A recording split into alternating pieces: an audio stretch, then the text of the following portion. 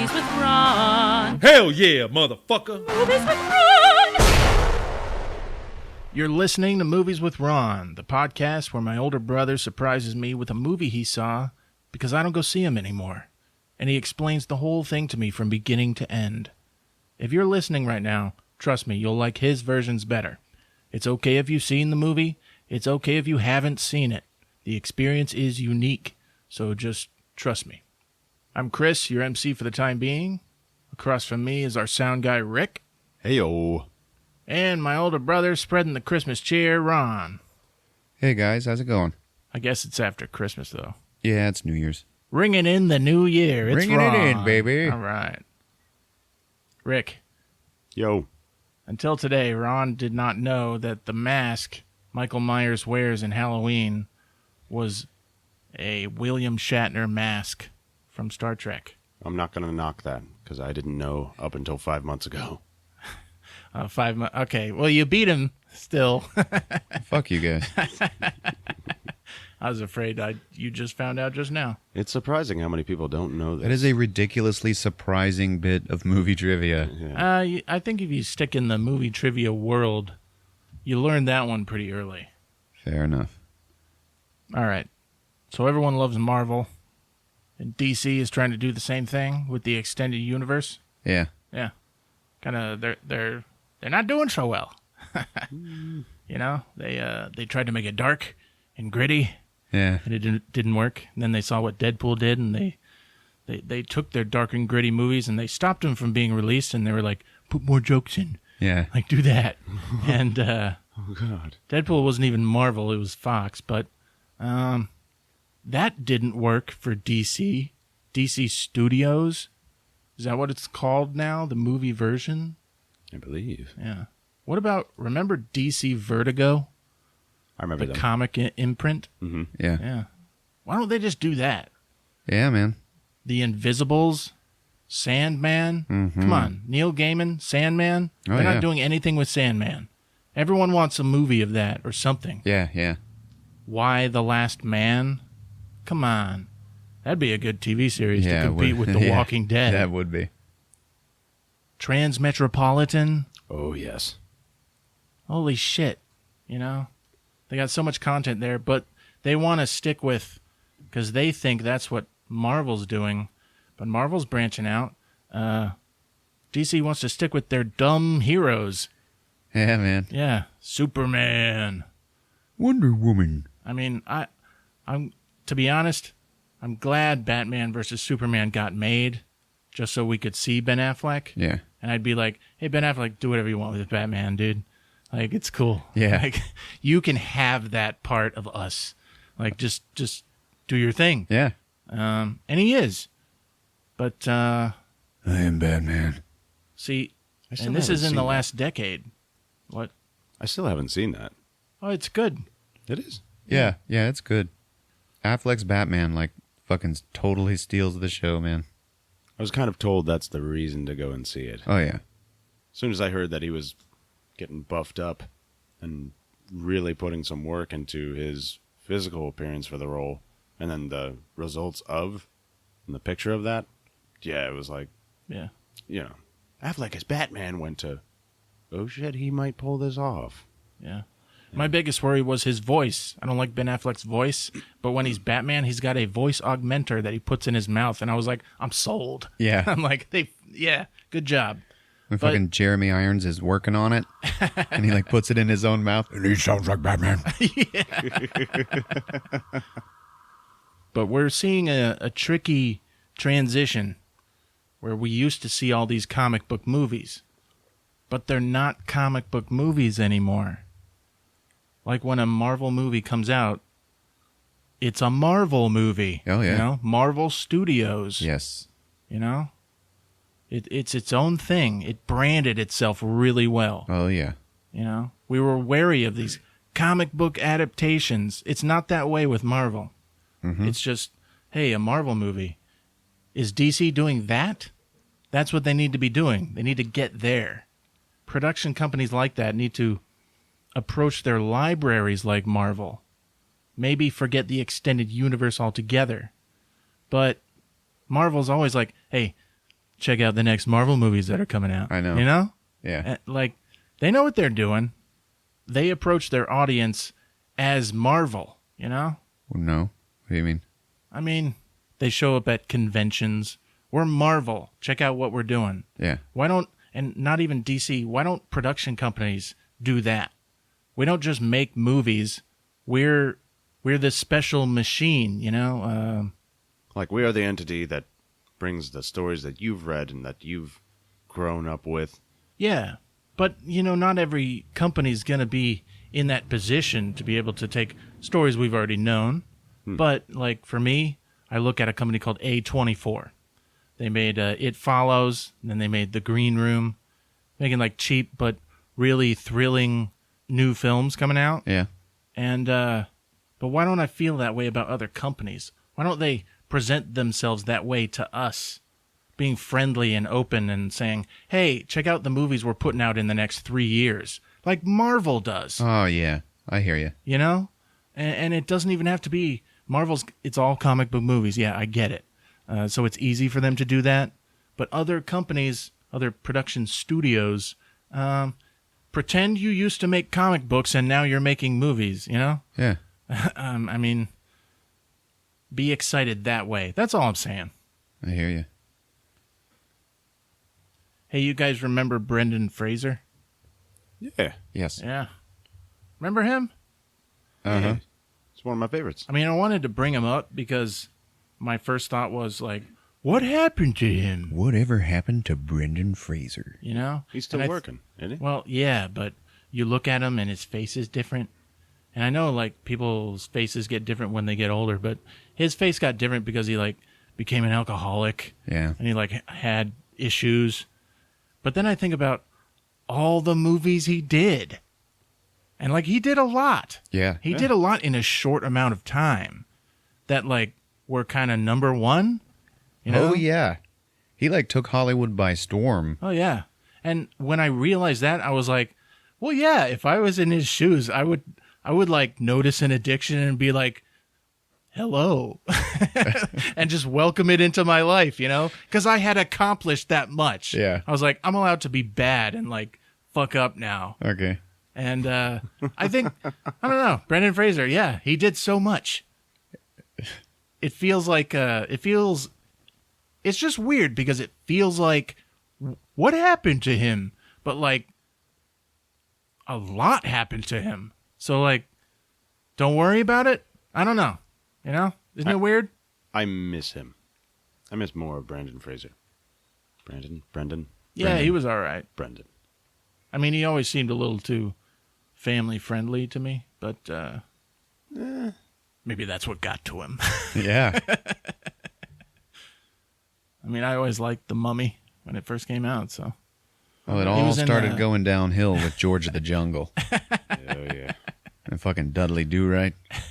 I think he was in one of them Looney Tunes movies not too long ago. Yeah.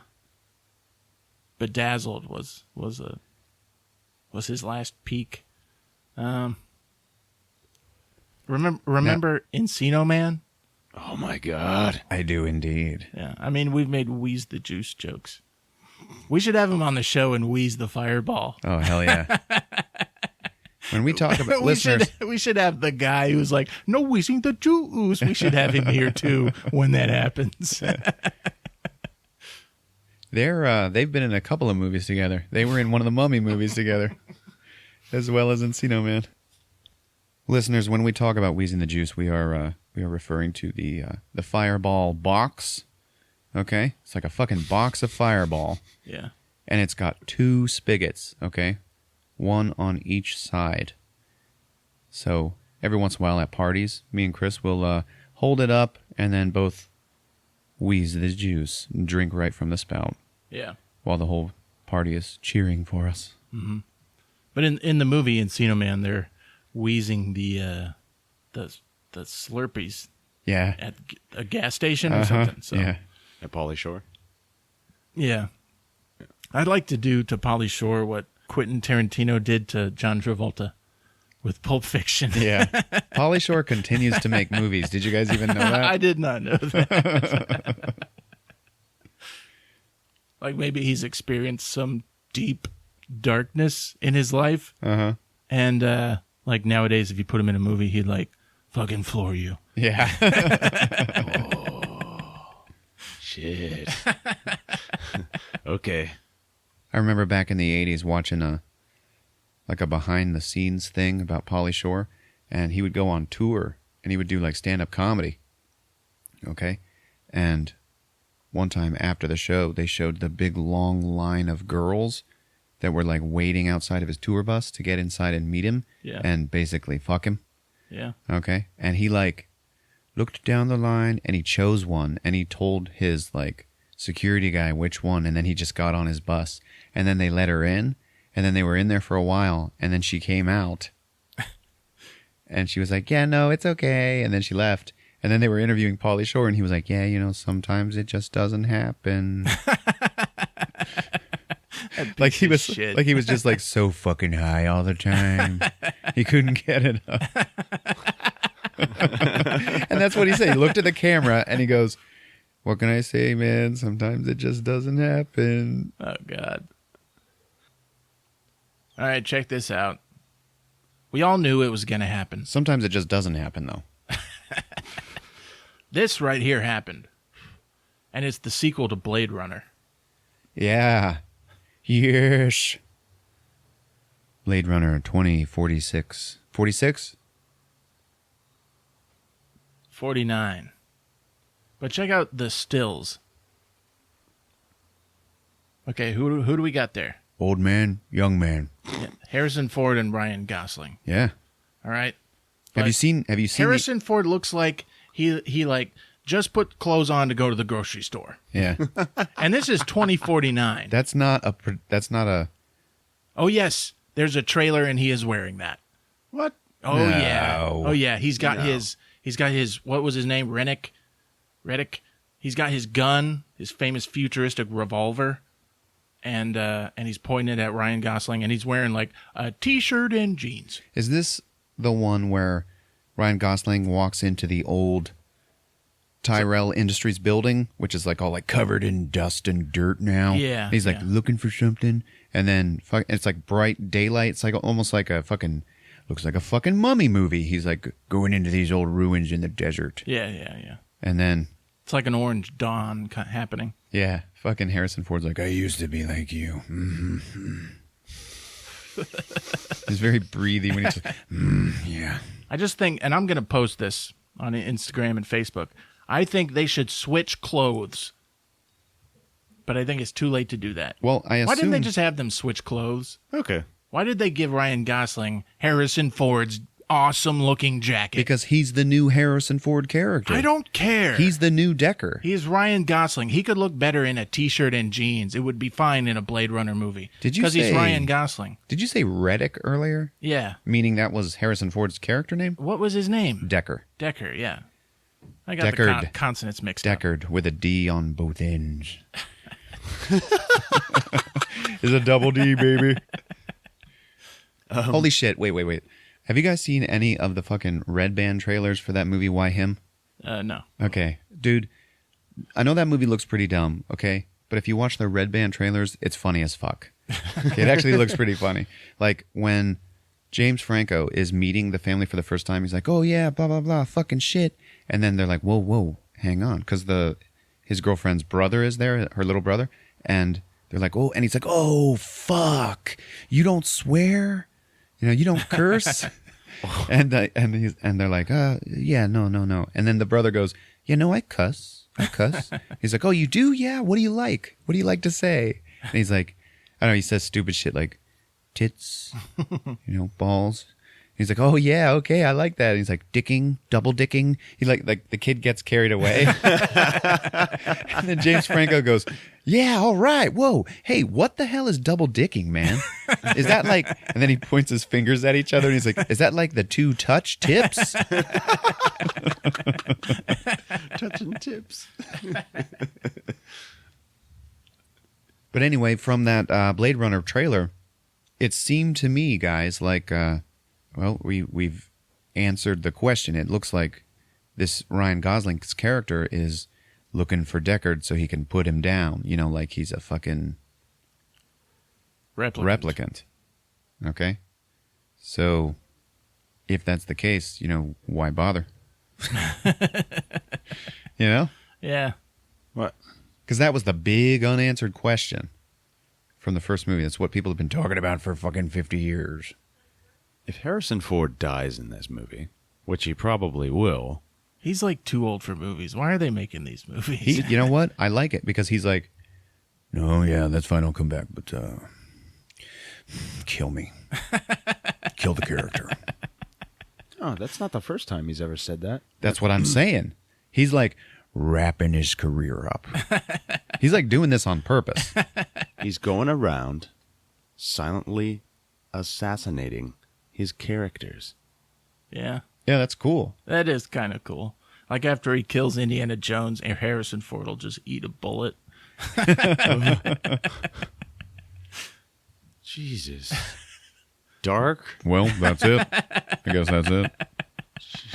No, this is spanning back to fucking like A New Hope and The Empire Strikes Back. Like he always said about that character that he always wanted him to get killed off. Yeah. Yeah. Even from then. I think, though, they'll probably make more Indiana Jones movies using all that General Tarkin technology just to make Harrison Ford again. I'd be okay with that. Yeah. Once we can do that, then everything everything will fucking change. Yeah. Fuck that shit. Nah. I'm all right with it. Okay, as long as there's good writing, they will be good movies. All right, guys, recommend a movie for people. I recommend Encino Man. I highly recommend All right. Encino Man. As a matter of fact, as soon as I saw that it was on Netflix, I about lost my shit. So people can see it now. Okay. Oh, yeah. Yes. Now, actually, a whole bunch of Pauly Shore movies are on Netflix. There's like a big collection of them. Oh, what was it? Son-in-Law? Son-in-Law is also on Netflix. Oh, yeah. I remember that. I With, saw that in the theater. Yeah. With Carla Gugino, which I'm kind of like, she might be an older lady now, but Who the fuck shit? Dude, I fucking love her. She's great. Is that the mom? The mom from Son-in-Law? no. She was really young in that. That was a long time ago. The chick standing next to Pauly Shore. Yeah, I got you. Yeah. She was in Watchmen. Mm-hmm. She got raped by the comedian. Oh, yeah. I'm sorry, that's my example. But Encino Man was Brendan Fraser's first movie. Yeah. Yeah. Oh. And had Sean Astin, the kid from the Goonies. The one and only. Yeah. Samwise Gamgee. Oh, yeah. Samwise. He was like the high school nerd who finds he's building a pool. He wants his house to have a pool. Yeah, so that he can throw a party and be cool. Yeah. His parents are letting him build a pool. Yeah, he's out there like the whole movie long, like digging a pool with a shovel. Yeah. And what does he do? He unearths a frozen Caveman. Yeah. who is none other than our very beloved Brendan Fraser. And Sean Astin's sidekick is Pauly Shore. Yeah. Oh my God. Wheezing the juice. And they're so good together and they're such good friends and they have such great chemistry together on screen. It's very hard to believe that in their high school they are like the fucking losinest losers that ever walked through the door. Oh, yeah. I mean, I wonder if, doing stuff like this with stories and having so many people see them, it just gives them the wrong idea. I think a realistic high school movie would have them being, pretty cool guys. Yeah, and complete fucking assholes to the actual losers of school. Who was the jock that was given Sean Astin? The jock that was giving Sean Astin a hard time throughout the entire movie. He's in love with this. Yeah. Sean Astin wants a girl. Sean Astin wants the girl that's dating the high school jock. I don't know. I haven't seen it in a while. I haven't seen it either. But this dude, I don't know what else he's been in, but he's got the weirdest skeletal structure of his face. All right, show me a picture. Like he's got this jaw thing going on. Right. It's like, the sides of the jaw jut out a Well, little yeah. too much. All right. So he's the jock. I mean, I'm sure that yeah. helped him. And he's got this crew cut, and he just like lifts Sean Astin up against the wall, and they all staple him to the wall, and he's hanging there. Oh, Yeah. the bell rings. Poor Sean Astin. That can't happen nowadays. That's assault, brother.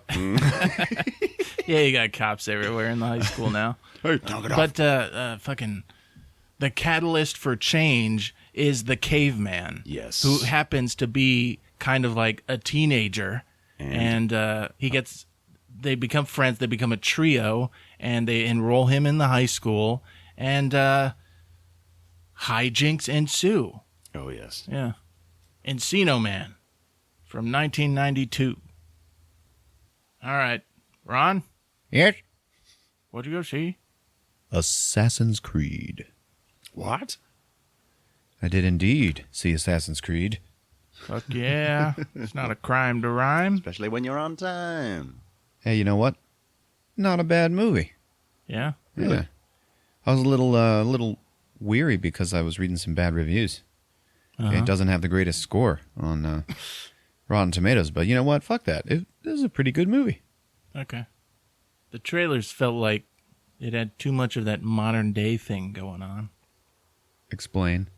Like when you play the game, Oh, yeah. the shit happens in the past. And Did the modern you- day stuff is just like motifs.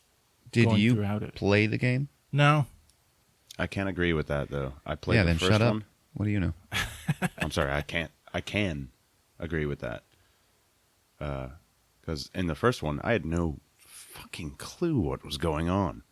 It was just like, flash into the future. Oh, yes, David, you must go back. And then whoosh, and you're back. Yeah. And it's like, oh, what the Yeah, that seems like a Alright. big part of the movie, though. Yeah, well, it is. They were telling it. They were trying to tell it in a realistic way. Okay.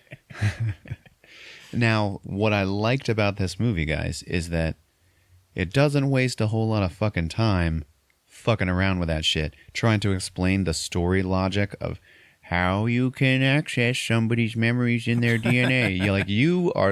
They tell you about it at the beginning, and you were expected to accept it because they're moving on. Yeah. Yeah. So they do jump right into that fucking past action shit.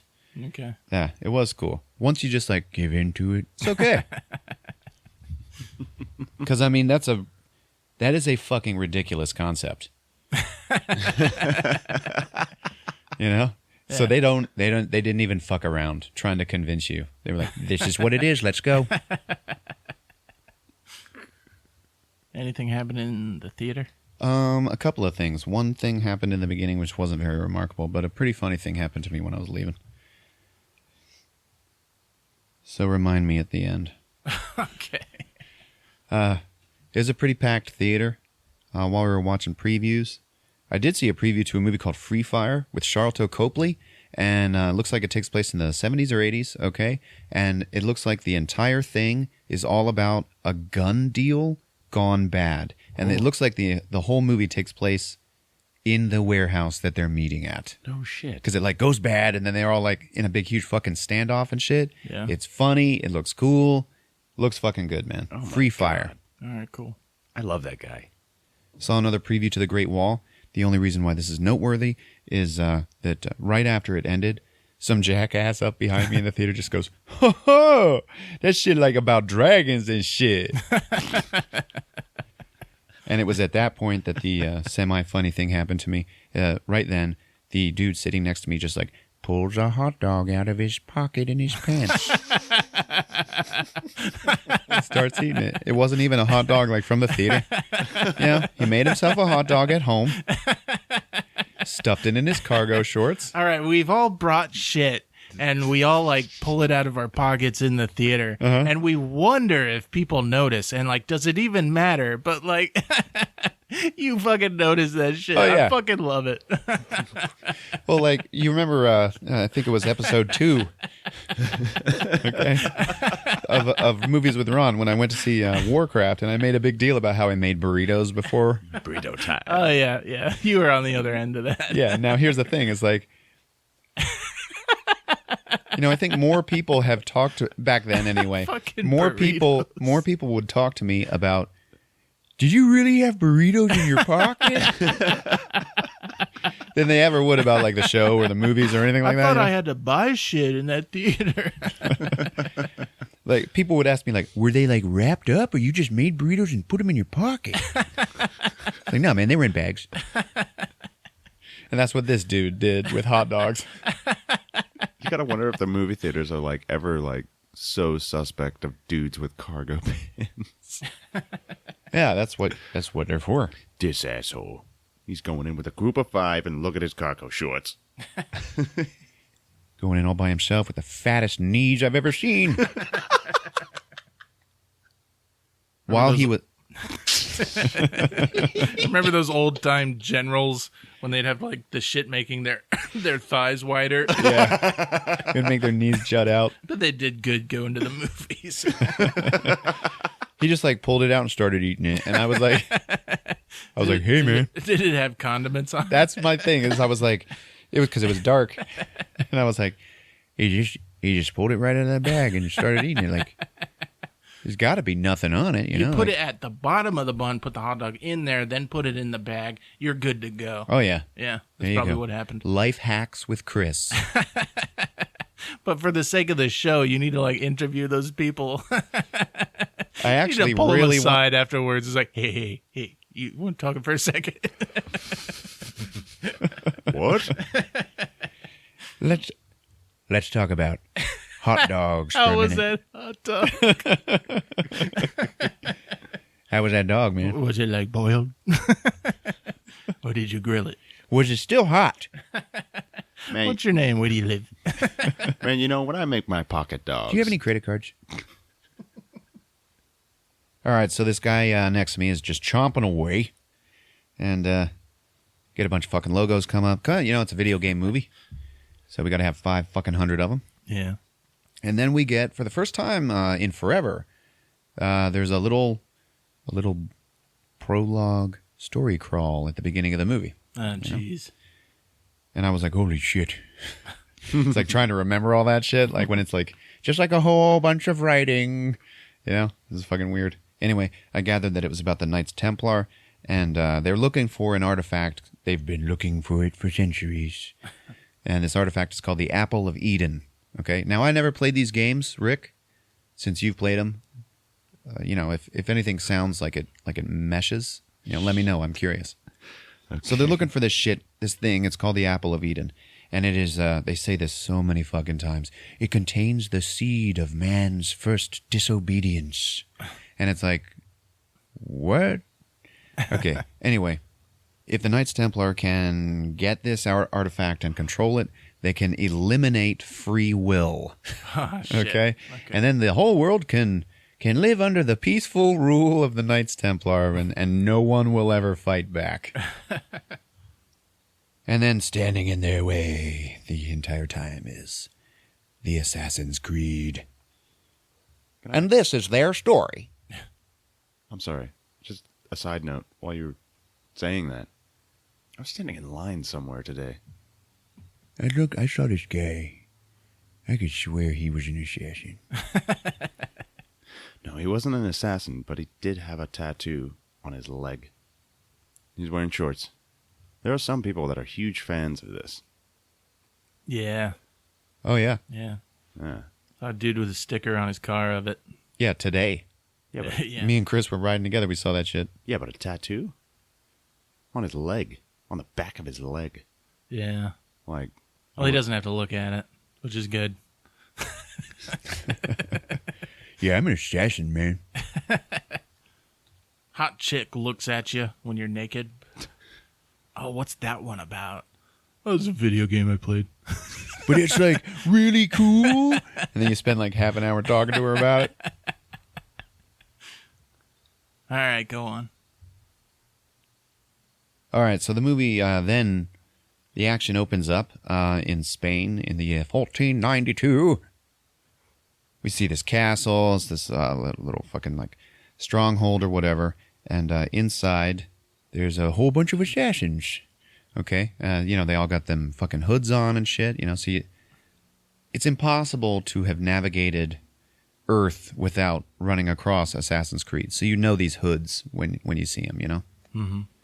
So it's a whole bunch of those guys, and it's the main character, Michael Fassbender's ancestor, Aguilar, okay? That's the guy he's playing when he's in the past. So we got Michael Fassbender being sworn in to the Assassin's Creed, okay? And they're all speaking Spanish, and they're all just saying a whole bunch of ceremonial shit, like, oh, yes, we work in the darkness to serve the light, okay? And we have to protect the Apple of Eden, and the Knights Templar are pieces of shit, and you have to be willing to die for this. The creed first, life second. And he's like, creed first, life second. So he's a new guy? Yeah, he's just joining up. So while they're doing that, his boss, his mentor guy, is he like takes Fassbender's hand, puts it over some fucking circular box or whatever, and you're like, what the hell's he doing? And he takes this other key-like instrument and slides it down into the box, but through Fassbender's fingers. And he's like, looks at Fassbender, and Fassbender nods, and then the guy just slams the key thing down onto his hand. And I was like, what did he just do? Did he just break his fucking finger? Is that like part of the way in? And then he holds up his hand, and it is unclear whether or not his finger is cut off, like his ring finger, okay? Or if it's just broken or whatever, but it's a little bloody. Uh-huh. It's fucking weird, and they fucking did not show it enough to, like, even understand what the fuck. All right. Anyway, turns out not to matter at all. Because that's the only time it's ever fucking, All right. shown. So then they're like, we are assassins! And then it shows the title card, Assassin's Creed. And then we got a whole bunch of rock music playing, and there's an eagle. Oh, yeah, that's right. During all of that ceremonial shit, they're all talking about the eagle, okay? The eagle, follow the way of the eagle. It will help you, okay? So then we get a literal eagle flying through the desert and shit. It's flying, and then it says, Mexico, 1986. Okay, and there's this kid, and he's up at the top of some fucking hill, and he's wearing a hood. Okay, he's just a kid. And he gets on his bike, and he fucking rides down this fucking hill, goes, trying to make this giant jump onto some other big piece of shit. I don't know. Anyway, he doesn't fucking make it, and he fails. He fucking wipes out. It was like one of those fucking YouTube videos of people trying to make bike jumps and then getting fucked. Yeah. So then he falls onto some mattresses, and he's like, fuck it. He looks up, he's like, shit. So then he rides home, and he's riding home, and like, the place looks like shit and stuff, and it's all abandoned and dusty. And then he walks into his house, and you can hear this song playing that's like, I'm crazy, crazy for feeling so lonely. You guys know that one, right? Mm-hmm. And he's like, hey, mom. Mom is dead, sitting at the fucking kitchen table, okay? She's got her necklace dangling from her hand, and then there's all this blood pouring out. And he's like, what the fuck? And he looks over, and there's this asshole standing in the corner of the room. Not facing him, but he's wearing a hood. And he's got one of these wrist blades that all these assassins have, okay? They all wear these gauntlets, and they can, like, spring-load knives that shoot out of them, okay? Yeah. That's the assassin's weapon of choice. And the kid's like, Dad? And then the fucker turns his head, and I guess it's his dad. And he's like, your blood is not your own, Cal. That's his name. He's like, they found us. And then a whole bunch of black Jeeps and SUVs start rolling up outside. And then he fucking looks at his son, and he's like, live in the shadows. And he's like, what the fuck? Did you just kill Mom? And then he's like, go now! So then the kid has to run. Then all those fuckers in the Jeeps and SUVs fucking storm in, okay? Out in one of the SUVs, you can see Jeremy Irons sitting there in a suit and sunglasses. Yeah. Jeremy Irons. And dangling from the rearview mirror is a Templar cross. So the kid has to run, and he runs and gets away, and then it cuts to the eagle flying and shit, and then it cuts to some prison in Texas, and Fassbender is in prison. And he's like making sketches and shit, and it turns out that today is his execution day. Because he's a goddamn murderer. So then a priest comes in, and he's like, hey. And Fassbender's like, are you here to save my soul? He's like, yeah, something like that. And he sits down, starts fucking, reading from the Bible, and he's like, oh yeah, I also hear today's your birthday. And he's like, oh yeah, Yeah, it is. The party's just getting started. And he's reading from the Bible, and Fassbender's just like, whatever, bitch. And then the guy's like, oh, I guess you're not really a Bible man. Okay. And then it just cuts to Fassbender getting strapped down for his lethal injection. And they're talking about his charges, capital murder. And they're like, does the prisoner have any last words? And then he just looks over and he's like, tell my father I'll see him in hell. So then they start hooking him up and injecting all this fucking shit into him. You can see for a second Marion Cotillard, the Batman chick, is there witnessing. And Fassbender actually did a pretty good job of being on the execution table. He was like all like nervous and scared and shit and like shaking and everything. He wasn't just like cold-blooded bastard, I guess. Mm-hmm. Turns out he was a bitch on that execution table. Not so tough anymore. So he starts getting visions of his life and like of his mom and shit. Then the eagle's flying and everything. And I guess we're just led to believe that all this vision sequence, because there's also like strange visuals and shit, is just like him dying. Mm-hmm. Was he the kid? Yes. Okay. And then he wakes up. And he looks like a fucking dead body. He's all pale and shit. But he wakes up and Marion Cotillard is there. Her name is Dr. Sophia. And she's like, yesterday you were executed, so as far as anybody knows, you no longer exist, you piece of shit. And but here's the thing. Maybe we can help each other. And then he just like gets up off of his fucking bed and like staggers out into the hallway and shit. And he's like crawling down the hallway and like all these orderlies are coming to fucking grab him and shit. And she's like, no, let him do his thing. And he's like, just trying to escape. But he's still all like drugged out and stuff. He's like trying to fucking escape this hospital or wherever he's in. And everybody's just like letting him go. So he's like making it a far way through this facility. So he keeps running through there and everybody's trying to stop him. And she's like, no, don't touch him. He finally makes it out to this weird courtyard. And there's other people there that are in the same like, I guess sort of scrub-like uniform that he's in. And they're all just fucking watching him. And he makes it out into this courtyard and he looks out into the city. And it's just this fucking dusty city that's obviously nowhere in America. You know, turns out it's it's in Madrid, and he is in this giant fucking building. Looks a little mosque-like. I don't know. And he's just like, oh, where the fuck am I? So then she's talking to him, and he's like, where the fuck am I? She's like, oh, this is the Institute for blah blah blah, but you're not a prisoner here. We're trying to I need your help. We're trying to eradicate violence. We think we can isolate it in your genes, in a person's genes, and we're working on a cure for it. And he's like, oh yeah, really? And then he gets shot in the neck with a dart, and then he falls. Sophia's like, God damn it, I had that, you fucking dicks. And then Jeremy Irons is like, no. I got this. So he wakes up and they are putting him in their new machine that they built, which is called the Animus. They're like strapping him into it, and it's just this big robot arm coming from like the ceiling, okay? Mm-hmm. And it just clips onto his waist, and then they stick some fucking wires in the back of his neck. And then he's all hooked up, okay? Now they also take these 2 gauntlets, and they come and they give them to him. And they put him on his arms, and they're like, the whole time they're talking, they're like, these are definitely Aguilar's gauntlets, right? And they're like, yeah, DNA tested. These are the ones that belong to him. It's like, okay. So then Fassbender looks at her and he's like, what the hell do you want? And she's like, your past. So now that he's all hooked up, you hear a bunch of fucking technicians fucking talking about the Animus and shit and how you can access a person's memories or their bloodline memories from their fucking DNA and shit. Sophia spends a little time talking about it, but not much, okay? And then they're like, scanning DNA, searching for the time frame, looking for Aguilar. And then they isolate where in his DNA the memories of Aguilar are. And she's like, everything you hear, feel, and see, it's all real. It all happened. It's all memories, okay, of your ancestors and shit.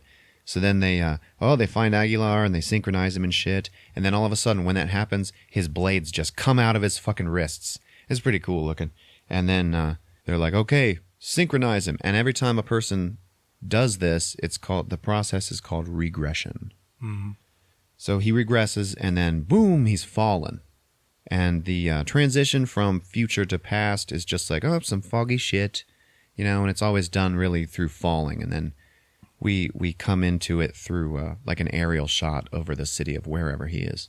And again, we see another fucking eagle flying. Okay, and this eagle's flying, and it's flying over this fucking battlefield, okay, in fucking Spain in 1492.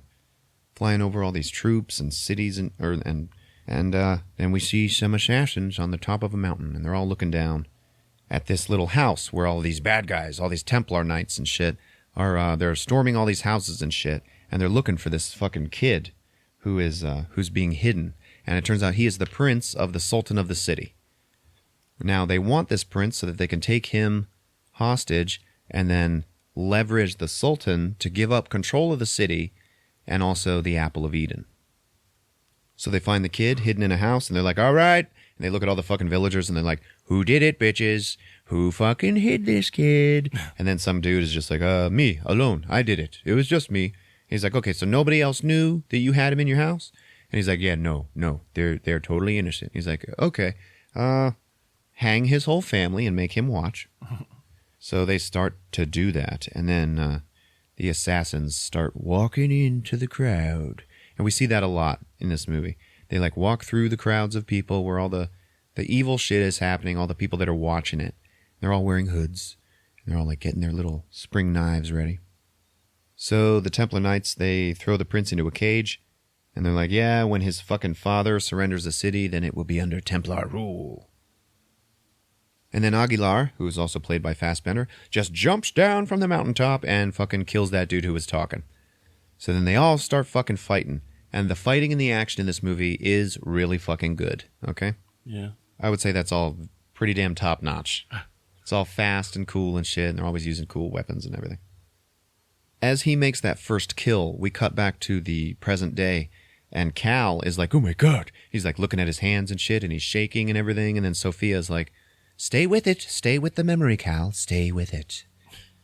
Like, give yourself over to this bullshit. So then, there was also this girl assassin hanging out with Aguilar. Her name was Maria. And she jumps onto the wagon that has the cage in it, that has the kid. Mm-hmm. And she rides away. Then there's this big bad guy who's like the captain of the guard, okay? And he jumps in another wagon and follows her. So then Aguilar jumps on a horse and follows him. So they're all doing this big horse wagon chase, okay, through the desert and everything. And like all of the bad guys' goons are coming after him and shit. It's all these little cool things that get thrown in here. Like the girl is driving a fucking wagon pulled by horses, okay? As this is going by this cliff face, we got a bunch of fucking bad guys trying to jump onto the wagon and shit. She like runs and jumps off the wagon, ricochets off of the rock wall next to her and does a backflip off of it, and then kicks some dude in the fucking face and like does all fighting like that shit, okay? Aguilar decides to take care of that bad captain of the guard motherfucker, and he jumps onto his wagon. He turns around, starts fighting him and shit, and they're fucking fighting and beating the shit out of each other. And then all of a sudden their wagon runs over some sort of fucking rocks or something, and it fucking flips into the air, and it's gonna be fucked. And then Aguilar, in midair, just jumps off of that wagon onto the girl's wagon with the cage and the kid. Then that captain of the guard dude is like left in the dust, shaking his fist. But now their wagon is headed for a cliff. And it's coming. But this kid is like locked in a cage. Kid they're trying to save. Yeah. So then Maria's like, Aguilar, the kid, get him out of the cage, motherfucker. So he has to like fuck around with his cage and shit. And just before he fucking gets it open, they're going off of the goddamn cliff. Okay? So he gets the door open, grabs the kid by the arm, and then shoots a wire out of his other gauntlet. And it stabs into these rocks, and he is saved. Okay? They pull a Lost World, Yeah. where the wagon goes over and they're still hanging by a fucking rope. As that happens, Sophia can see that Cal in the Animus is like freaking out. So she's like, pull him out. And then he's just like fucking laying on the floor. Like he's just like gone through all of this, but he's just still in the middle of this weird room. Yeah. And she's like, you did well, baby. You did good. So then it cuts to Jeremy Irons and Dr. Sophia. They're actually father and daughter. And on a TV, you can hear him making a speech about fucking man's aggression and shit, and how they want a more peaceful world. He asks her, how did it go? And she's like, yeah, no, it went really well. I think he's going to lead us to the Apple of Eden. Totally. And he's like, yeah, that's great. You know, you're just amazing. I always knew you were smarter than me.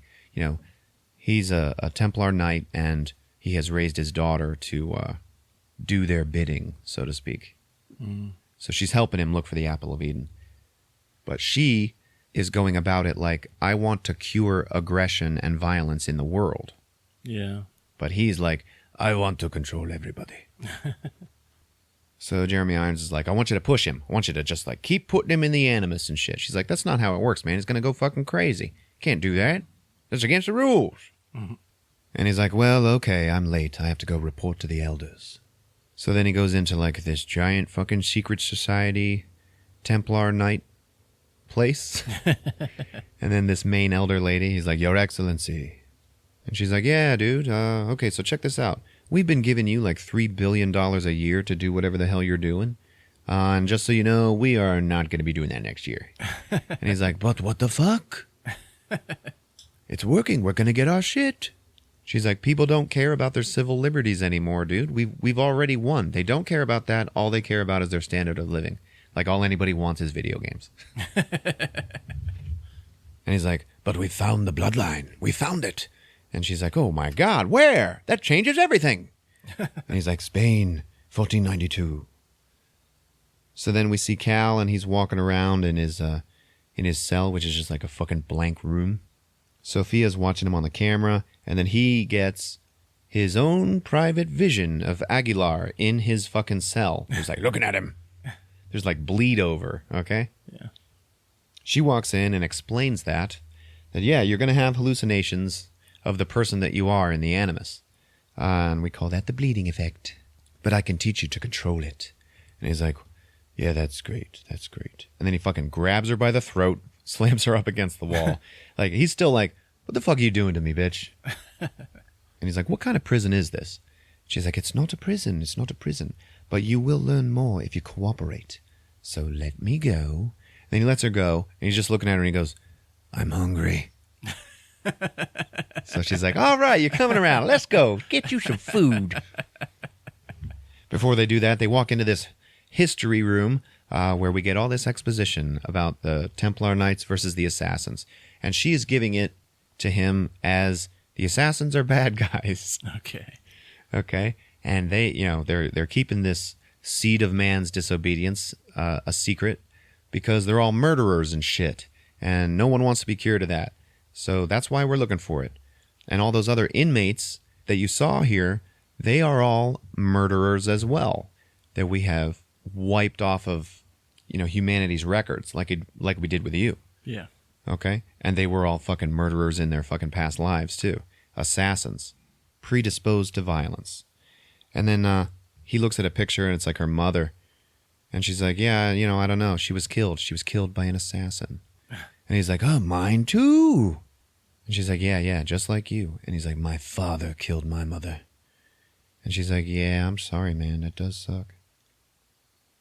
So she talks more about the Apple of Eden and how it's a roadmap of mankind's aggression. And we learn that Aguilar is the last known person to have it in his possession.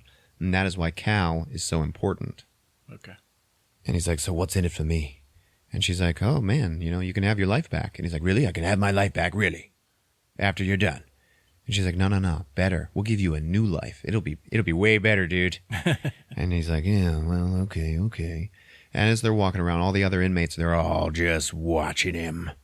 Like, they don't like him, okay? So he walks into the cafeteria, and there's this dude, Leonard from Happen Leonard. And he's like, yeah, hey, man, why don't you come over, sit down here? It's an open menu, but we recommend the chicken. And he's like, yeah, okay. And then an actual waitress from the cafeteria walks up and says, sir, it's an open menu, but we recommend the chicken. And then he looks back over at Leonard, and Leonard's like, yeah, I've been here a while. So he laughs, and he sits down, and he's like, I'll have a steak. So he's like, yeah, steak for the Pioneer. I don't know why he calls him Pioneer. I kind of figured that was like a game joke. But it seemed Yeah, I don't know. out of place. Anyway, he introduces himself as Baptiste or whatever. He's like, yeah, I've been dead 200 years. That also did not really make sense. And he's looking around at all the other inmates and he's like, yeah, man, they're watching you, man. We're the last to protect the apple. You know, it looks like everything's in your hands, and if you make the wrong choice, you're going to send us all to infinity. Anyway, you gather that all these other inmates, they are now supporters of the Assassin's Creed, and they don't like these fuckers that have them prisoner. They're actually actively trying to not give them the apple. So then he gets a few more visions of Aguilar and visions of his mom's death and shit. And it cuts to Jeremy Irons and Sophia. And he's like, yeah, we are out of time, baby. We need it now. We need the apple. Mm-hmm. We are out of time, baby. Somebody had fun. Holy Toledo. You do a pretty good Fassbender, too. I'm hungry. I'm hungry. It's really just breathy. Well, that's all there is to him. I'm hungry. It's really just breathy. So he's like, yeah, man, you got to fucking push him. And she's like, no, I'm not going to risk his life like that. Like, she actually cares. And he's like, well, then I'll find someone who will. So then it cuts to Cal in his cell, and he gets full-on fucking attacked by Aguilar. Okay, a fucking hallucination of his past life. So this fucker is attacking him, and he's like, fighting back, all right? And he's like, holding his own, okay? And then the fucking, he'll like attack from behind him and shit, and so he's like fighting with this asshole. Then all of a sudden that asshole is gone, and it's the guards coming in to get him, okay? So then he starts fighting them, and it turns out that it's like Aguilar was like prepping him for the dudes coming in. Anyway, they do end up beating him down. And they're dragging him down the hallways and shit. Their security captain walks up and he's like, you're up, Slim. Going in the machine. And then Fassbender just looks up at him. He is being dragged down the hallway by these two guys by his arms. And his feet are just like dangling out behind him. And he just like looks up at this dude with his bloody mouth. And he's just like, I'm crazy. And he's like, I'm crazy. And he just starts singing that fucking song. And he's singing it the whole time. They're like hooking him up to the Animus and shit. And he's like, and I'm crazy for loving you. And then they're just like, pew, put him in the fucking Animus. It's fucking weird. It was a pretty good little scene. Yeah. He's like singing that shit at the top of his lungs. So now we are back at the Spanish Inquisition, and they are burning people at the stake and shit. There's like the king and queen, but in front of them is like the high priest of the Inquisition.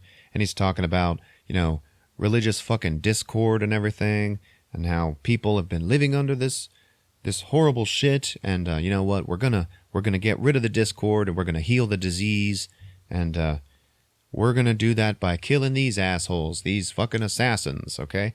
And then Aguilar, he is a prisoner with the chick Maria chained up right next to him. And they're talking about how the creed is more important than anything. It's more important than love. It's more important than life. And when they say love, they look in each other's eyes, and you can tell that they are fucking in love. Okay. But they can't do anything about it. So they get pulled into this arena with all the other assassins and shit. And even Aguilar's, his boss, his mentor. Then the fucking... that bad guy is like, yeah, first you're going to watch your mentor die, and then you're going to die real fucking slow. So they chain him up to these stakes, and they start pouring oil all over him and everything. And when he chains up Aguilar, he like takes a knife and just slams it down into his chains, like right in the middle of one of the links of his foot manacles, as kind of a, fuck you, bitch. So then he starts to light his buddy on fire, and as he's doing that, Aguilar actually uses that knife that's sticking out to undo his foot manacles. And then he flips up, gets his chains off the top of the stake, and then starts jumping around and fucking fighting everybody. Takes somebody's fucking sword, chops the girl's chains so she gets out, and then as they're fighting everybody, all of the oil that they've been using to like pour on the people, it gets knocked over and then lit on fire. So, like, everybody in the arena burns. But those two escape. And all of the chase scenes and shit, that's basically all this movie is.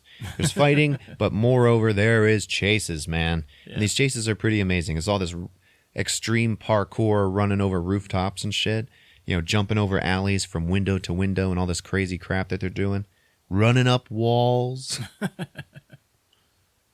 So they climb up, they put their fucking hoods on, and then they're running through the fucking city, over the rooftops and shit, jumping over fucking alleyways. Other fucking goons are chasing after them and shit. They're turning around, punching them in the face, stabbing them and shit. They're running, they're dodging arrows, because there's like a whole fucking army of bastards that are after these two people, okay? Also, that captain of the guard asshole is like, he's keeping pace with them. He's chasing them too. You know, he's on his horse. He's riding through the streets, but he's like somehow able to follow them, even though they're on the rooftops. He's got like an axe to grind. Oh, yeah. Yeah, they're the ones that knocked him off his wagon. Were they still wearing all their hoods and clothes when they were a prisoner? They were wearing their clothes, but their hoods were not up. So we got to see Fassbender's long hair. Okay. And he's also got some face tattoos, because he's a member of the Crips. Yeah.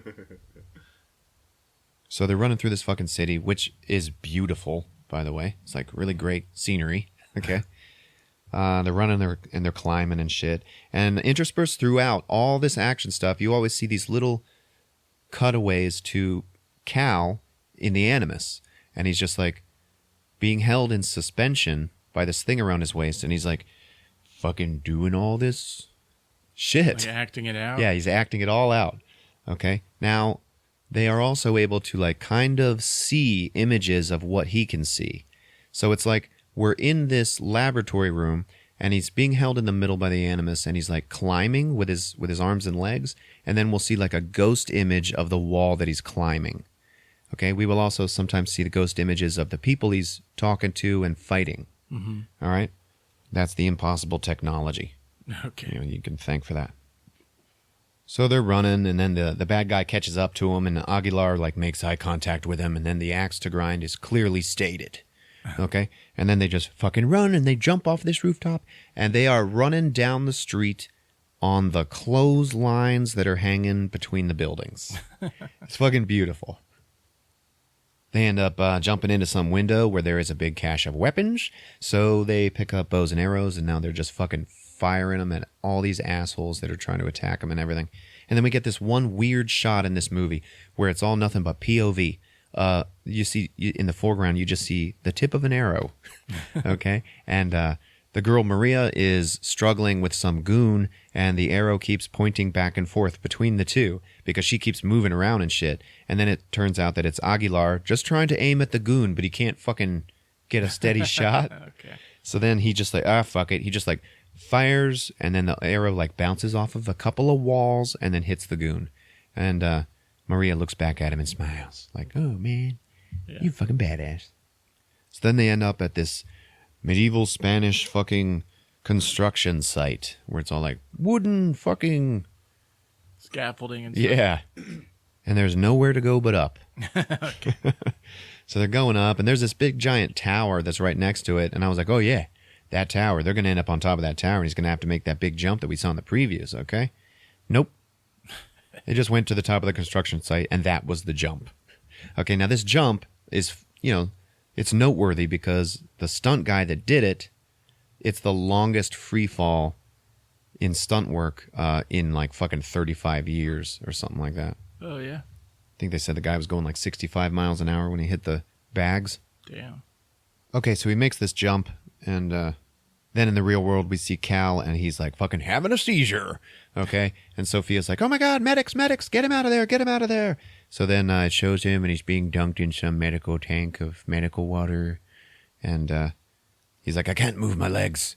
And underneath the water, he's like looking up out of it, and he sees like Aguilar standing over the edge of the water looking down into it. And she's like, don't worry, the paralysis is temporary. This happens to people. It's okay. So then he's out, and she ends up giving him his mother's necklace that was hanging on her hand when she was dead. Mm-hmm. And he's like, all these memories are flashing back to him. He's like, where the fuck did you get this? She's like, you know what? Yeah, my father recovered it from your mother's murder scene, and I have been keeping it for you. And he's like, yeah, well, why was he there? Well, he was there to save her, you know, from your father, who was a fucking member of this Creed shit. You know, the Assassins and the Templars, they've been at war for centuries and shit. And he's like, yeah. So they start talking about violence. He looks at her, he's like, I'm here to be cured of violence. Who's gonna cure you?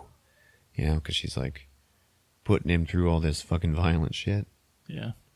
And, Jeremy Irons is watching. Always watching him on the fucking video screens and shit. And the security guy is looking at him and he's like, we're probably fucking up. By putting him through all this, we're just like making him stronger.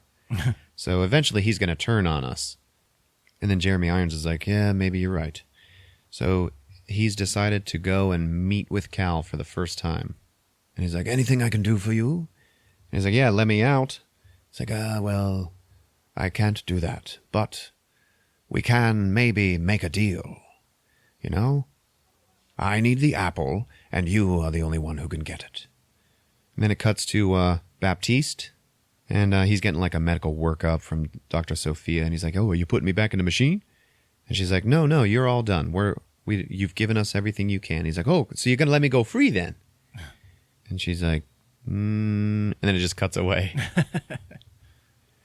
And then it cuts to Jeremy Irons showing Cal this room full of other fucking inmates that are all like fucking cloudy-eyed, and they're all zombies and shit. Just sitting there in the cuckoo's nest of the facility, just staring off into space and mumbling and drooling. Yeah. And he's like, what the fuck? Who are these guys? And he's like, this is what happens when you go into the Animus, and you regress not of your own free will, and you fight it. This is what you turn into, asshole. So, I need you to want to help me. And, he's like, oh, fuck. All right, well, that sucks. And then Jeremy Irons pulls out a fucking blade, one of those spring blades from a gauntlet. And he's like, yeah, this is the blade that was used to kill your mother. Okay? And he's like, oh, really? He's like, yes, it was your father's. He's actually here. He's in this room. He's over at the window. And he just takes the knife and sets it down on the table next to Fassbender, and he's like, a terrible thing for a boy to watch. Just terrible. And then he just leaves. So Fassbender just picks up the fucking knife, turns towards the guy at the window, and starts walking towards him through all these zombies. And the guy turns around. Remember, now it's like 20 fucking years later and shit. And it's Brendan Gleeson. You know him? The Redhead. Yeah. Was it him in the scene where his mom died? No, he was like a young guy with a red beard. So he's going to kill him with this knife and shit. And then Brendan Gleeson is like, your mother died protecting the apple. Okay? And he actually tells him what happens. We see it as a flashback. And young Brendan Gleeson is standing there in the kitchen with his mother. And he's got his knife coming out of his gauntlet. And then his mother is sitting there and she grabs his father's hand and just pushes the knife into her own neck. Because the Templars had found them and they were coming. Mm-hmm. Fucking Fassbender's all crying and shit. Kind of doesn't believe him. And then Brendan Gleeson is like, yeah, if you find the apple for them, we are all fucked. Okay? Our blood is not our own. I told you that the day your mom died. She knew that, so she fucking died protecting it. And, she knew that she had no choice. And then Fassbender just looks at him. He's like, well, I do.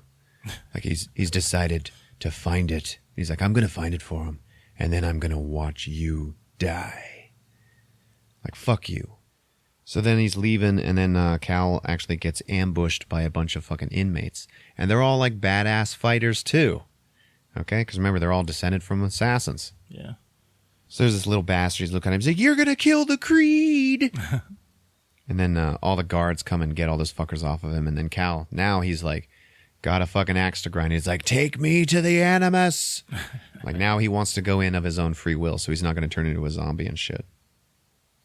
So they're hooking him in. And the security guy is like, yeah, I actually admire all those assassins, They were the outcasts of society, and they just took their own beliefs, and they just stuck to them and everything, and they turned into a brotherhood. It's really a beautiful thing. I actually really admire them.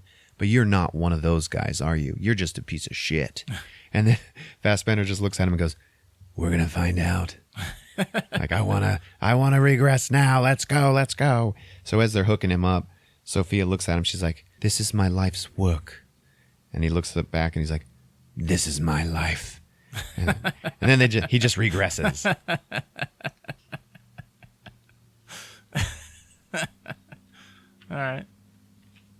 is an all right movie. Yeah, it was all right. Definitely all right. So then it cuts to Aguilar and Maria on a roof, and she looks at him. She's like, "For the creed," and she hands him a necklace. Okay, so it turns out that Fassbender's mom's necklace came directly from Maria and Aguilar. Okay. So now they're watching down into this this Sultan's little palace or whatever, and the high priest of the Templars, he has the prince, and he goes up to the Sultan and he's like, "Yep, give me the apple of Eden, or your son dies." So then the Sultan's like, "Yeah, okay," and he goes over to a secret box in the wall, pulls it out, looks at the high priest. He's like, "My son." So they give him the son. He gives him the box. The priest fucking opens it up and pulls out this orb, and it's just like this metal orb. Looks like the orb from the fucking Guardians of the Galaxy and shit.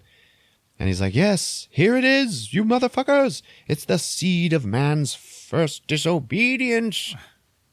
And then they look up because there's like a skylight window in the top of the room. And there's Aguilar, and he's just standing there with a couple of little Mario bombs. Okay, and the fuses are lit, and he just drops them in. Then they go off, and it's all fucking havoc inside. It's all smoke and shit. And then they just drop down and start laying waste to these assholes. And Maria goes over and bolts the door shut so the rest of the army can't get in. So then they just start fucking killing all these assholes in this room.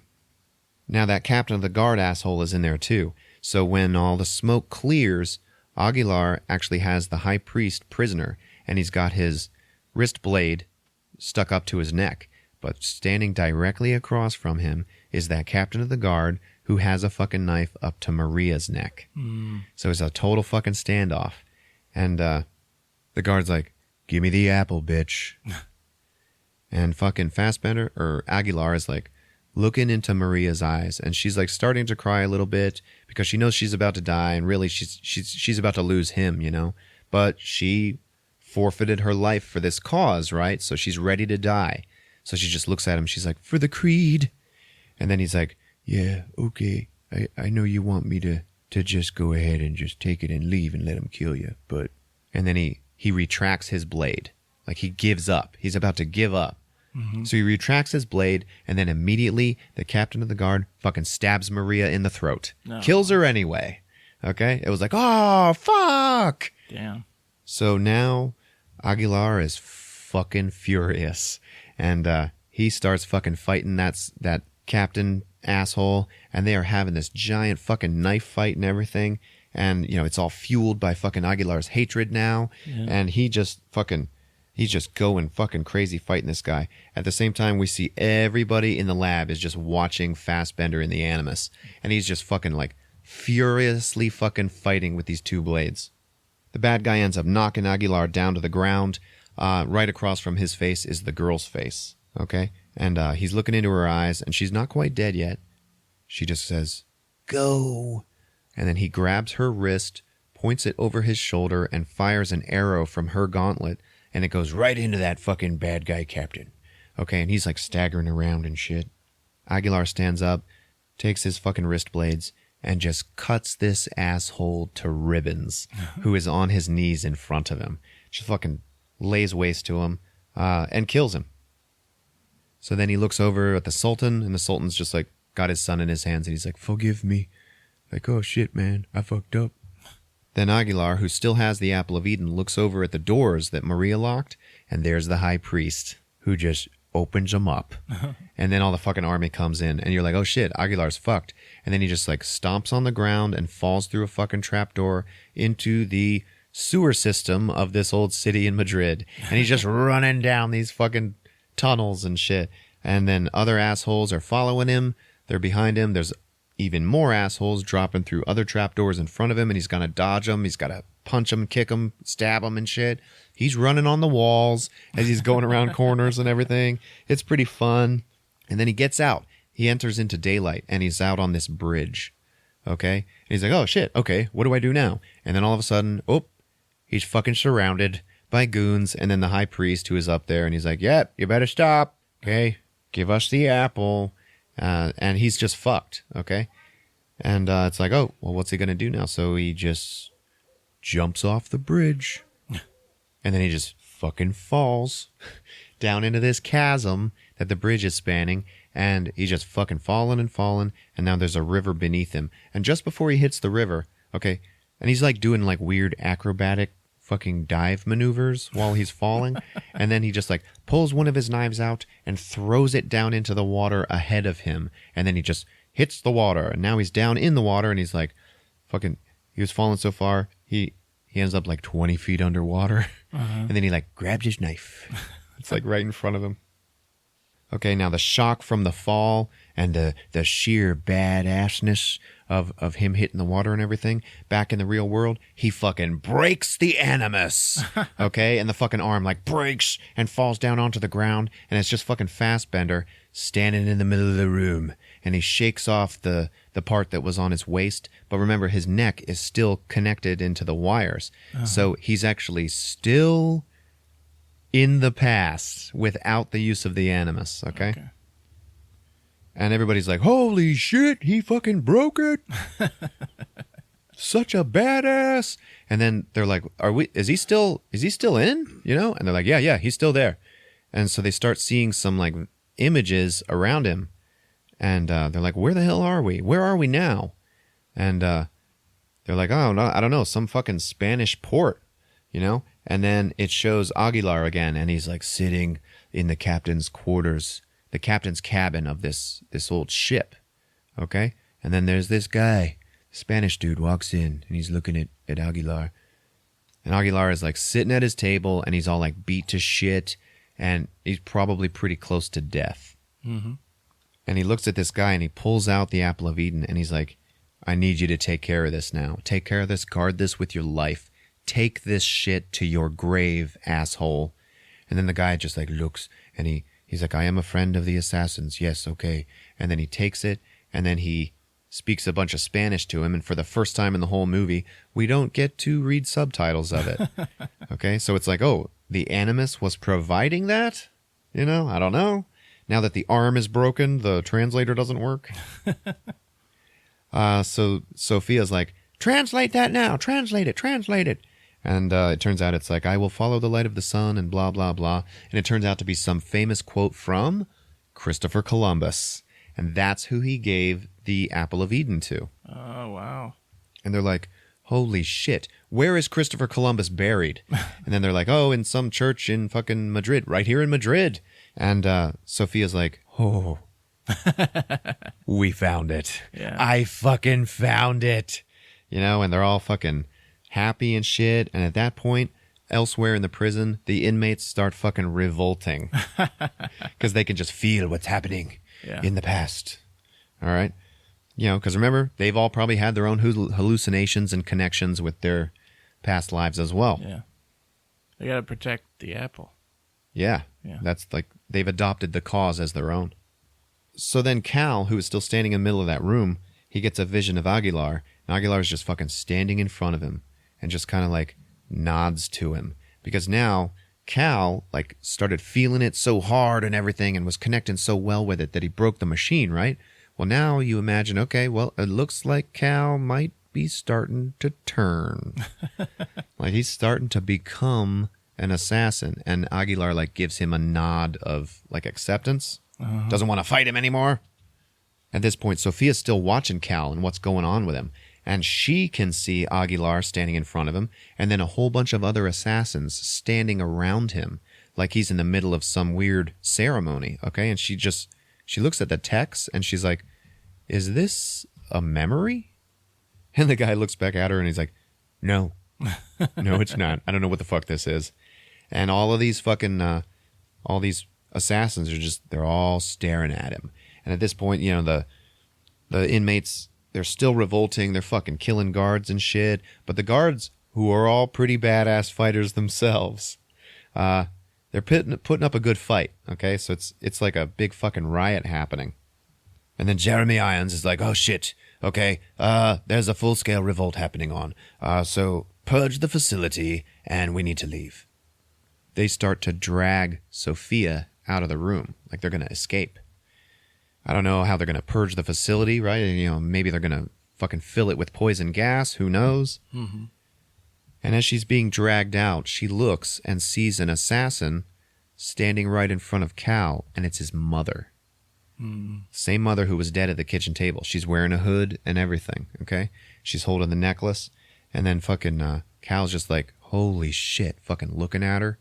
Then we see elsewhere in the prison all the revolt happening and everything, and these guards run into the zombie room. They start killing all the zombies and everything, and then Cal's father, who is still holding the knife that Cal left in there, just turns around and starts fucking killing those assholes like a fat old assassin. Okay? But they're too much for him, and they end up killing him. So Sophia's still being dragged away, and she looks over at this other assassin, which is a woman, and that woman is just looking right at Sophia and just fucking staring at her like she can see her through the animus. It's fucking weird. So she's being dragged away, and she's like, no. So then Cal's mom is talking to him, and she's like, you're not alone, Cal. You know, you never were. And they start saying a whole bunch of the shit that got said in the very beginning of the movie, and all of these fucking ghost assassins are watching Cal's mother swear him into the Assassin's Creed. Yeah. So that's what's happening. And he's like, we will work in darkness to serve the light. You know, he starts repeating all the same shit. Follow the eagle. Follow the path of the eagle. And then right behind his mom is his dad. And it's not Brendan Gleeson, it's the young one. Okay. But he's like in his hood. He just appears because he just died elsewhere in the prison. Oh, okay. And then he just like nods at Cal. And Fassbender is just like, all right, I guess we're cool now.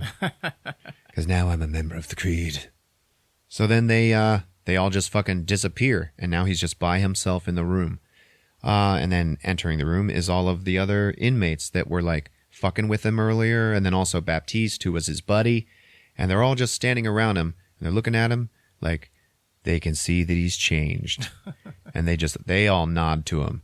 And then Baptiste is just like, all right, Pioneer, what do we do now?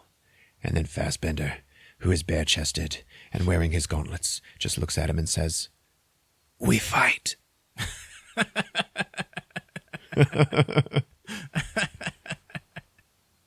And then the credits roll, baby. That's it. Holy shit. Yeah, it's pretty cool, huh? Yeah, that's a good ending. Yeah. Ugh. I like that. I like it. Yeah. It's a really good ending. That's where I would have ended it. Yeah. Me too. I like that. All right. Assassin's Creed on Movies with Ron. Yeah, there you have it. Holy shit. All right, girls and guys. Just leave us a rating and review on the iTunes app. Hit subscribe. Follow us. What else are we on, Chris? We got Instagram, Facebook, Twitter. Twitter. Yeah. Follow us on Twitter. At Movies with Ron. All right. It's been fun. We love you. Happy New Year. Movies with Ron.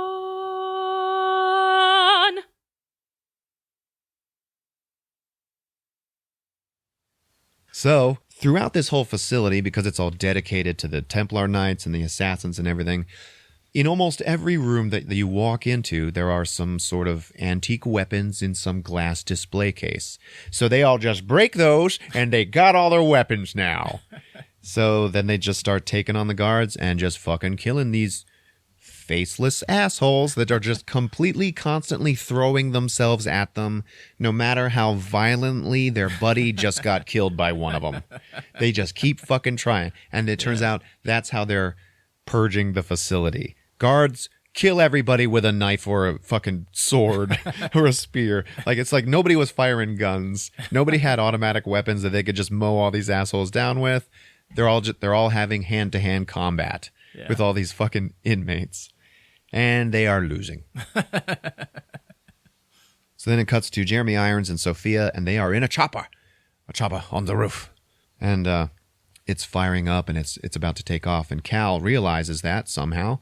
So he starts climbing up the broken arm of the Animus, up into the skylight dome that's above the room. And he breaks out the window on top, and he jumps out, and he's running across the roof trying to catch this fucking helicopter. And then he runs over to the edge of the roof, and you're like, holy shit, he's going to jump. He's going to jump just like fucking Aguilar. And the fucking chopper is like half a mile away. There's no way he's going to make this jump. And then it turns out, like, no, he just stops. He doesn't actually shake his fist, but he could have in that moment. Yeah. Yeah, you got away. So he watches it fly away, and he's on the edge. It's kind of getting dark. So then it cuts to, I guess, the next morning, and they are in that fucking church where Christopher Columbus is buried, Jeremy Irons and Sophia, and also that old Knights Templar elder lady who's like, oh, I'm not going to give you money anymore. Now she's like, you did it.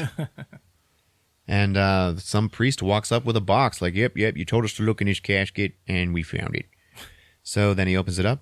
There it is, the fucking ball, okay? The apple of Eden. So then that old lady, she's talking to Sophia, and she's like, yeah, the glory is going to go to your father, but, you and I both know you found it, okay? Don't worry, your time will come.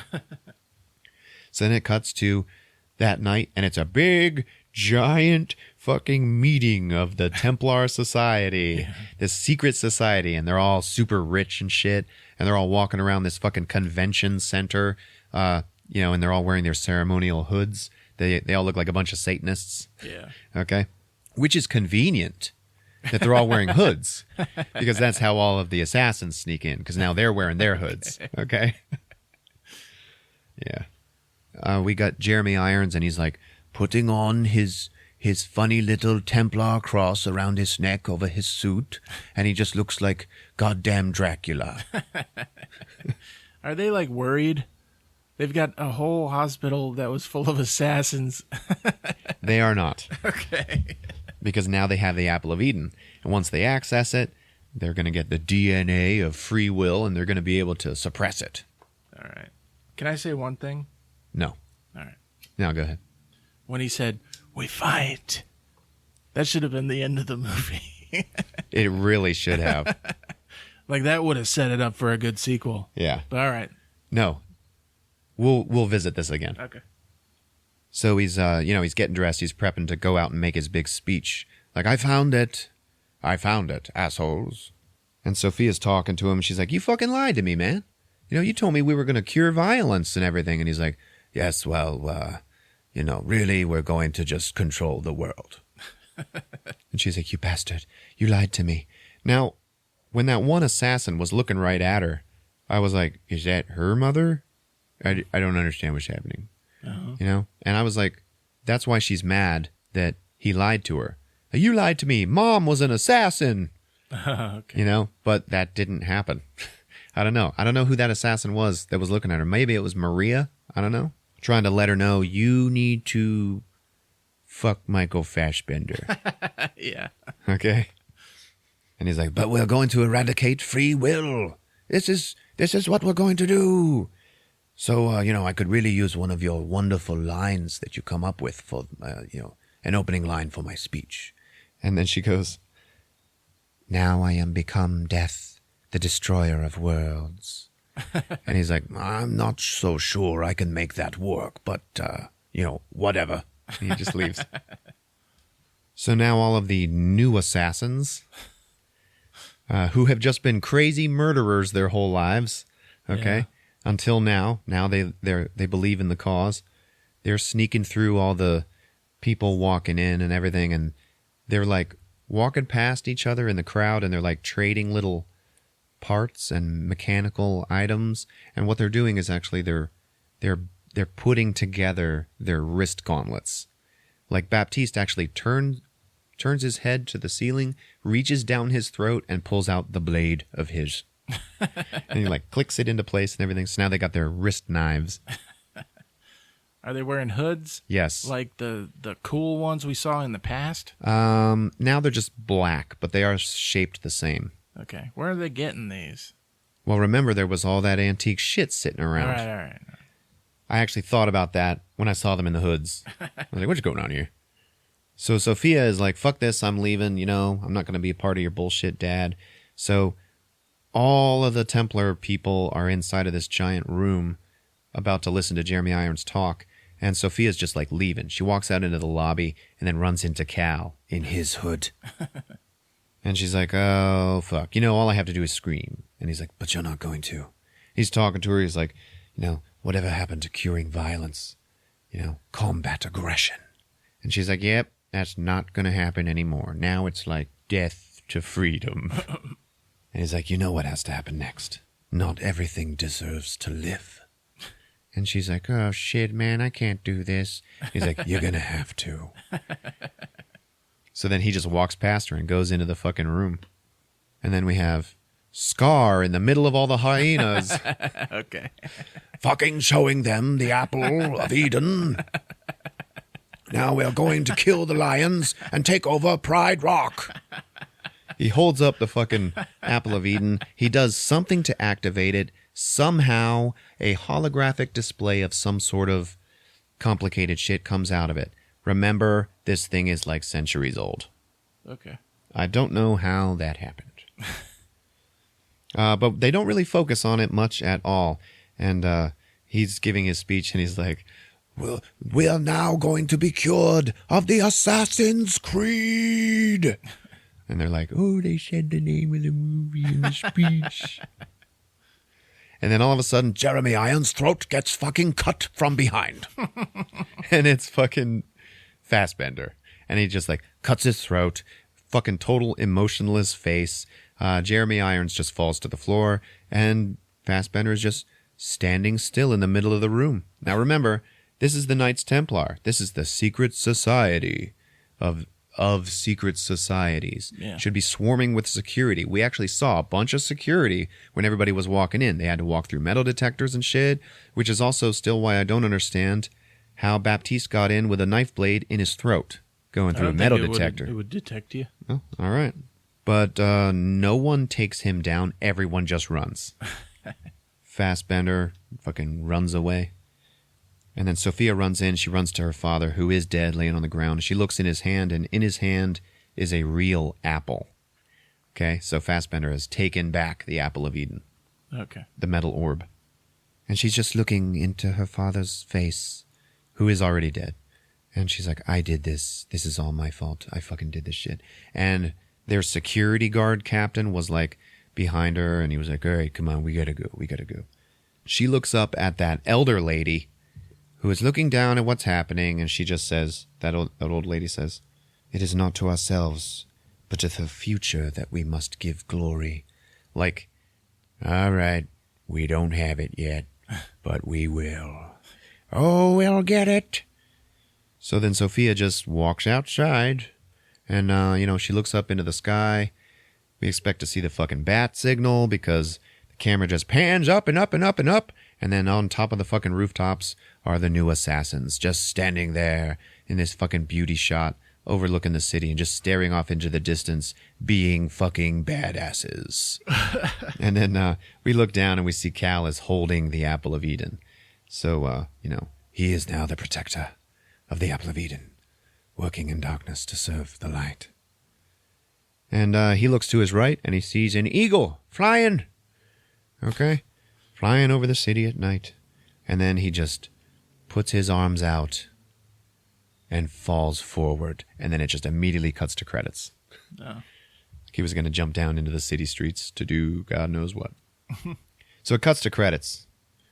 And that's it, guys. There were no stingers or nothing like that. And that's just it, is that ending, the setup for sequels. The setup that we got was that old Templar bitch saying, it's to the future that we must give glory, not ourselves. So I really like your idea better. Yeah. We fight. I felt like when you said that, I was like, man, so much movie already happened. There's all this extra. But it's like 2 hours long, so. Yeah. Right. The story itself was actually kind of weak, It actually relied heavy on the action. There was a whole lot of shoe leather of fucking Sophia and Jeremy Irons and Fassbender all talking about aggression and violence and bullshit like that, Yeah. Did you kind of glaze over that? Yes. I don't know. Based on what you've said, like, if that was like a pitch, I'd be like, all right, make that shit. Yeah, I was not displeased with this movie at all. I walked out like, okay. Back when the Star Wars prequels came out, as bad as they were, we had all been waiting for them for so long, right? I was there on opening day when The Phantom Menace came out, and there's no denying that awesome lightsaber fight at the end, right? Uh-huh. No, not at all. And when I walked out of that theater, I walked out wanting to be a Jedi. I walked out of the theater a little bit wanting to be an assassin. Dun, dun, dun, dun. All right, good job, man. Yeah, thanks, man. There you have it. Assassin's Creed on Movies with Ron. Are you ready for the funny thing that happened at the end? So I walked out the back door of the theater this time. I didn't go out through the front or anything like that. The back door where it's all quiet and dark and abandoned. Yeah. Where like, There's a killer waiting. yeah, you might want to be careful out there, okay? And I was following a family out. Obviously, it was parents and a son who knew the games, okay? And he was like bringing his parents to this movie that he's been waiting for. And so he's like trying to explain it to them. And he's like, yeah, you know, it wasn't a bad movie, but... And I was just like listening to him talk about it and shit. I think, you know, maybe something funny will happen and I'll be able to, you know, repeat it for the show. And then they get out the doors and they're like, why the hell we go out this door? And I like walked out of that door with them like I was like part of their party. I was that close to him because I was trying to listen to the kid. Did you know where you were going? Yeah, I was going in the right way. Okay. So then the door shuts behind me and they immediately turn around to try to catch it. And I was just like, oop. Like I was like standing in their like group. So then we're all like, oh, trying to get around each other. Sorry, fam. Yeah. So anyway, that's not even the thing I'm trying to bring up. So then I start walking to the truck and it's all dark and I'm walking by the dumpsters and everything. And one of the back doors of the theater is actually propped open with like some kind of one of those fucking velvet rope barricade posts. Uh-huh. Okay. And sitting next to it on a stool is this like little goth chick employee of the movie theater. Uh-huh. Smoking a cigarette. And she looks real mean and bitchy, and she's just texting and smoking and texting and smoking. Uh-huh. So as I'm walking by her, I just go like, hello. And she fucking, her face is lit up by her phone, and she just like looks up at me and looks back down at the phone and keeps texting. Did not say hello or anything like that. Just, it was like some like weird little like high school bitch in a movie. Yeah. So I just started laughing and I was like, Merry Christmas. And I'm just like walking away. And then as I'm walking away, I just hear her go, Merry Christmas. Like I got to her. All right, there you go. What was she sitting in front of? The open door. Oh. She was just like taking a smoke break. But as I was walking away and I heard her say that, I did not turn around. Like a cool guy that never looks at explosions. So there you have it. Do you think we should cut the episode at "Let's fight, we fight," and then have the rest of the movie as a stinger? Sure. Now we have to pretend like Ron just said "Let's fight" and finish the episode. Okay. That's cool. Okay. Good idea. Let's do it. And then the credits roll, baby. Just do that.